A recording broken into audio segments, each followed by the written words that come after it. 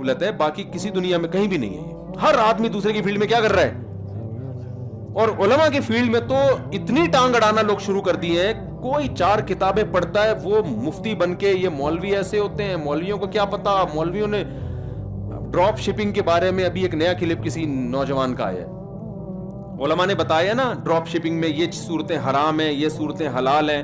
وہ محترم نے 2 حدیثیں پیش کی اور پھر علماء پہ رد کرنا شروع کر دیا کہ ایکچولی وہ جو قبضے سے پہلے نبی نے چیز کو بیچنے سے منع کیا ہے وہ تو اس لیے منع کیا تھا کہ بعد میں جب ہم خریدیں گے پتہ نہیں کتنی مہنگی ملے. تو اب تو یہ سیٹ اپ ہی نہیں, اب تو کمپنیوں کی چیزوں کی قیمت متعین ہوتی ہے. او بھائی تیری فیلڈ نہیں ہے تو چپ کر کے بیٹھ جا. لینے کا نبی نے اس لیے کہ جس چیز کا آپ رسک نہیں لیتے اس پہ پروفٹ بھی آپ نہیں لے سکتے. ایک چیز نہ آپ نے خریدی ہے نہ آپ کے قبضے میں, آپ اٹھا کے کسی اور کو پہنا دو, وہ بیٹھے بیٹھے آپ پیسے لے رہے ہیں, اس کا رسک نہیں لے رہے. کمیشن ایجنٹ بن کے لیا جا سکتا ہے, بکوانے کے پیسے لے سکتے ہیں, اپنی چیز پہ پروفٹ اس وقت تک نہیں لے سکتے جب تک آپ کے زمان میں نہ آئے. اب یہ گہری باتیں, میں اس کی ڈیٹیل میں نہیں جا رہا. تو جس کی جو فیلڈ نہیں ہے وہ اس میں ٹانگ اڑا رہا ہے, اور سب سے زیادہ ٹانگ کس میں اڑائی جا رہی ہے, علماء کی فیلڈ میں. اور پھر کہتے ہیں یہ دین مولویوں کی اجارہ داری نہیں ہے.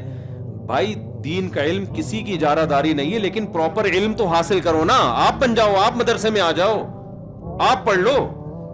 نہ پڑھتے ہو اور پھر فتوے بھی دیتے ہو, چند حدیثیں ادھر کے ریفرنس یاد کر لیے اور فتوے دینا شروع کر دیے. اور جب علماء اس کے خلاف بولتے ہیں کہہ رہے ہیں یہ علماء اپنے آپ کو ٹھیکیدار سمجھتے ہیں.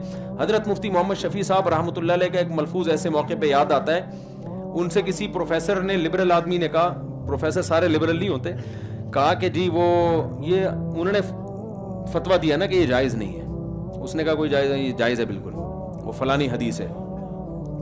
تو حضرت مفتی شفیع صاحب نے اس کو سمجھایا, تو اس نے کہا یہ مولوی لوگ نا اپنے آپ کو دین کا ٹھیکیدار سمجھتے ہیں. انہوں نے کہا ٹھیکیدار نہیں, چوکیدار سمجھتے ہیں ہم اپنے آپ کو. آپ ٹھیکیدار نہ کہیں, چوکیدار. بہرحال ایسا نہیں ہو سکتا کہ ہم آگے سے ہٹ جائیں اور جو چاہو آپ قرآن و سنت کے نام پہ دین میں شامل کرتے رہو اور جو چیز شامل ہے اس کو نکالتے رہو. تو وہ باڑ علماء ہی قائم کرتے ہیں. ہاں پھر ہر فیلڈ میں اچھے بھی ہوتے ہیں, برے بھی. تو مولویوں میں بھی 2 نمبر بھی ہوتے ہیں, تو 1 نمبر بھی ہوتے ہیں. تو یہ نہیں ہے کہ مولویوں کو ہی چھوڑ دو.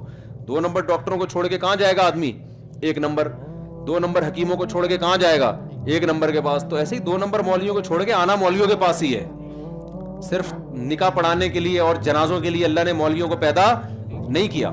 تو خیر بات کو میں بس اب سمیٹ رہا ہوں. تو میرے بھائی ہمارے پاس سود کے معاملے میں آپشن, بشرطے کہ سود ہونا ثابت ہو جائے. سود ہے یا نہیں یہ علماء فیصلہ کریں گے, یا آپ نے نہیں ایکچولی کر کے سود, جو چیز سود نہیں ہوتی اس پہ سود کر تھوپ دیتے ہیں, جو سود ہوتی ہے اس کو سود نہیں کہہ رہے ہوتے. بعض چیزیں سود لگتی ہیں, ہوتی نہیں ہیں وہ. جیسے یہ جو جی پی فنڈ میں جو گورنمنٹ پیسے کاٹ کے آپ کو بڑھا کے دیتی ہے, دیکھنے میں سود لگتی ہے یہ, لیکن یہ سود ہے. کمپنی اگر آپ کو تنخواہ نہیں دے رہی, تنخواہ دے رہی ہے اور کاٹ کے پھر آگے سے بڑھا کے دے دیتی ہے, تو یہ دیکھنے میں سود لگتا ہے, حقیقت میں یہ سود نہیں ہے. سمجھتے ہوں گے نہیں سمجھتے؟ تو لیکن جو سود ہوگا تو اس کو آپ کو چھوڑنا پڑے گا. جتنے لوگ یہاں بیٹھے ہیں جو سودی بینک میں جاب کرتے ہیں, آج سے ارادہ کریں ہم اس جاب کو چھوڑنے کی کوشش کریں گے, متبادل تلاش کریں اس کا. دوسرا کام, انشورنس حرام ہے, ٹھیک ہے نا, یہ معاملات کی بات چل رہی ہے. تیسرا, خرید و فروخت والے معاملات میں آج کل آن لائن ٹریڈنگ بہت زیادہ ہو رہی ہے. اس میں جائز ہے آن لائن ٹریڈنگ بھی, لیکن کچھ چیزوں میں حلال اور حرام کا اللہ نے فرق رکھا ہے, وہ فرق آپ کو کرنا پڑے گا. فوریکس ٹریڈنگ میں اکثر ایسا ہو رہا ہوتا ہے, سونا آپ نے خریدا, قبضے میں ہے نہیں, اور بعد میں جب اس کی قیمت بڑھ گئی تو پیسے لے لیے, گر گئی تو پیسے دے دیے, ڈیفرنس برابر کرتے رہتے ہیں. سونا بیع صرف میں آتا ہے, قبضے سے پہلے آپ بیچ نہیں سکتے. دونوں طرف سے کرنسی, جب کرنسی کے بدلے میں بیچی جائے گی, خریدی جائے گی, دونوں طرف سے قبضہ کرنا ضروری ہے. ادھر سے ڈالر دیے, ادھر سے کرنسی بولو نا لیے. سمجھتے ہو گے نہیں سمجھتے؟ تو یہ علماء سے مسائل پوچھنے ہیں, اس ٹینشن میں آپ کو پڑھنا پڑے گا. جو لبرل قسم کے تاجر ہیں وہ کہتے ہیں مولویوں کے چکر میں پڑنے کی ضرورت نہیں. ان کے پاس سادہ لفظ, مولویوں کے چکر میں پڑنے کی ضرورت نہیں ہے. ایک خاتون نے امریکہ سے مجھے فون کیا کہ میرا شوہر یہاں دوسری شادی کرنا چاہتا ہے, یا پتہ نہیں کرنا, اگر کرنا چاہتا ہوتا تو مجھے فون کر کے کیوں وہ بتا رہی ہوتی, کچھ اور کیا ہوگا. میرے شوہر جو ہے نا مجھے یہاں بلانا چاہ رہے ہیں, پتہ نہیں کیا چاہ رہے ہیں, لیکن وہ یہ شو کر رہے ہیں پیپر میں کہ میں طلاق یافتہ ہوں. کوئی ڈاکومنٹ ہوگا ان کو, کوئی میرڈ نہیں شو کرنا چاہ رہے ہوں گے. تو وہ پیپر بنوایا تو اس پہ وہ کہہ رہے وہ سائن کرنا چاہتے ہیں، پیپر بنوا کے سائن کریں گے تو کیا ہو جائے گا؟ میں نے کہا طلاق تو ہو جائے گی. یہ طلاق مذاق میں بھی کیا ہوتی ہے؟ ہو جاتی ہے. ورنہ پھر یہی ہوگا نا کہ لوگ کہیں گے میں تو بیگم مذاق کر رہا تھا آپ سے. بھائی آپ نے طلاق دے دی، اس نے عدت کے بعد کہیں شادی کر لی، اس کے 6 بچے ہو گئے، پھر آپ کہہ رہے ہیں میری بیوی ہے، وہ کہہ رہے ہیں بھائی میں تو مذاق کیا تھا آپ سے. تو یہ تو کچھ بھی ہو جائے. تو اسلام نے طلاق کے بارے میں مذاق بھی حقیقت، حقیقت بھی حقیقت، غصے میں بھی اسی طرح ہی ہوگی جس طرح بغیر غصے میں ہوگی. یہ لوگ اکثر فتویٰ اہل حدیث سے لے آتے ہیں کہ 3 طلاقیں ایک ہو گئی ہیں، کوئی ایک ویک نہیں ہوتی. قرآن، حدیث، بخاری، مسلم، صحابہ کا اجماع، چاروں ائمہ کا اجماع اس میں بالکل کلیئر ہے کہ 3 کا مطلب کیا ہے؟ 3 ہی ہے. کوئی ایک صحابی کا ضعیف قول بھی دکھا دیں کہ کسی نے 3 کو 1 کہا ہو، ایسا کچھ بھی نہیں ہے. تو اسی طرح غصے میں ہو تو بھی طلاق کیا ہوتی ہے؟ بولو، کیونکہ اکثر تو غصے میں ہی دی جاتی ہے نا. اسلام میں غصہ اور شراب یہ 2 چیزیں ایسی ہیں جن میں جرم قابل معافی نہیں ہے. حدود ساقط، جو قصاص ہے نا وہ شبہ سے ساقط ہوتا ہے. لیکن شراب پی کے آپ نے نشے میں کسی بندے کو مار دیا، بالکل آپ کا ارادہ نہیں تھا، آپ کو لٹکایا جائے گا پھانسی کے پندے پہ. یورپ تو کہے گا چونکہ وہ گوروں کے ہاں قانون یہ ہے کہ چونکہ بیچارہ دماغی حاضر نہیں تھا تو نہیں. اسلام کہتا ہے نہیں.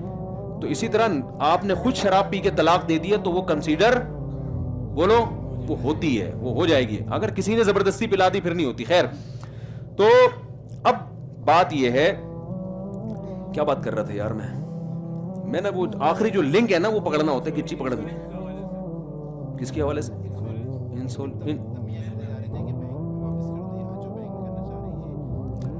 ابے یہ آخر میں کہاں کٹ گیا؟ آن لائن ٹریڈنگ ڈالر کے ذریعے جو قبضہ، ہاں میں واقعہ سنا رہا تھا، وہ جو واقعہ رہ گیا تھا.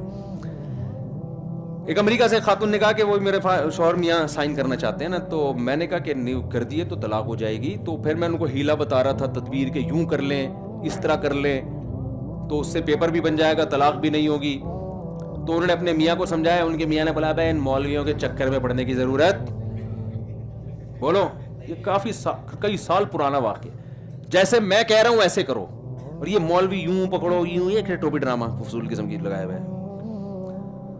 پھر اس کا فون آیا کہ جی وہ کہہ رہے ہیں مولویوں کے چکر میں پڑنے کی ضرورت نہیں، وہ کہہ رہے ہیں پتہ نہیں کیا ہیلا بتا رہے ہیں، یوں کرو یوں کرو. کچھ بھی نہیں ہوتا، میں کون سا سچی مچی کی دے رہا ہوں، ڈاکومنٹ بنوانے ہیں نا.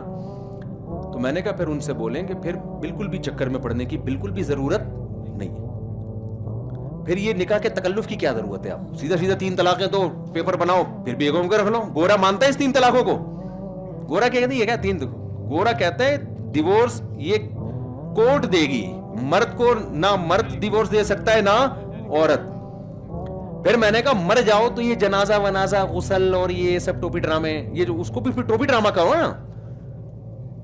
تو میں نے کہا کہیں بھی عیسائیوں کے قبرستان میں دفنا دو، ہندوؤں. پھر میں نے کہا قبرستان کے تکلف کی بھی ضرورت، اس چکر میں پڑنے کی بھی ضرورت نہیں ہے. کیونکہ قبرستان میں تو ہم اس لیے دفن کر رہے ہیں کہ انسانیت کا احترام ہمیں اسلام نے حکم دیا، غسل کفن.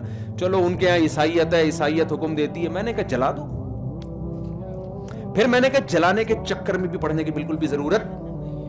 بھائی چکر سے اگر نکلنا ہے، ٹینشن فری زندگی گزارنی ہے تو فل ٹینشن فری ہو نا، پھر عقل سے فیصلہ کرواؤ نا.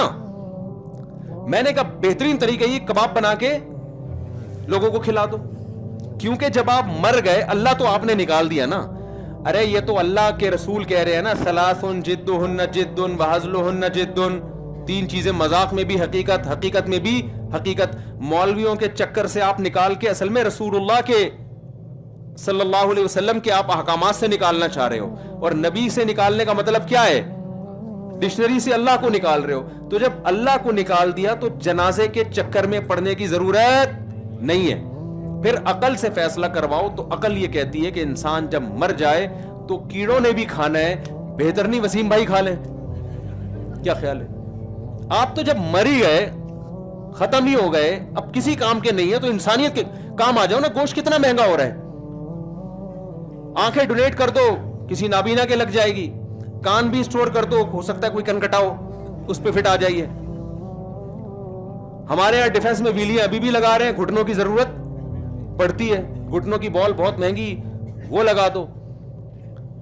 تھوڑا سا گوشت باقی رہ جائے گا، شاپر میں جنازہ ہو رہا ہوگا کہ جی یہ گوشت کسی کے، کیا خیال ہے؟ تو وہ اب جنازے کے تکلف کی ضرورت ہے اس میں. اس کے کباب پروٹین، فل آف پروٹین ہے یار. تو چکر سے نکلو. تو یہ منافقت والا چھوڑ دو کہ جی نکاح بھی ہوگا. نکاح تو اسلام کہتا ہے, غیر مسلم تھوڑی کہتے ہیں نکاح, وہ کہتے ہیں کلچر کا حصہ ہے, آپ کرو. وہاں کی گورنمنٹ کہتی ہے ہمارا ہیڈک نہیں, آپ میرج سسٹم کے تحت رہتے ہو یا ایسے ہی رہتے ہو. یہ تو انسانوں کے بنائے ہوئے, ہم تھوڑی کہتے ہیں, ہم کہتے ہیں خدائی قانون ہے.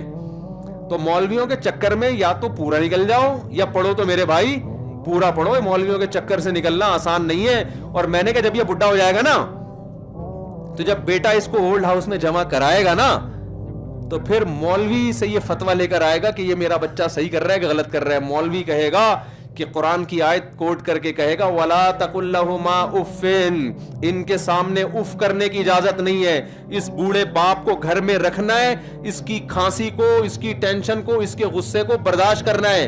اتنا برداشت کرنا ہے کہ اف کہنے کی اجازت نہیں, اور ذلت سے اپنے بازوؤں کو اس کے سامنے جھکا کے رکھنا ہے. تو اس وقت پھر میں ان سے کہوں گا کہ آپ کو مولویوں کے چکر میں پڑنے کی ضرورت بولو نہیں ہے. تو مولوی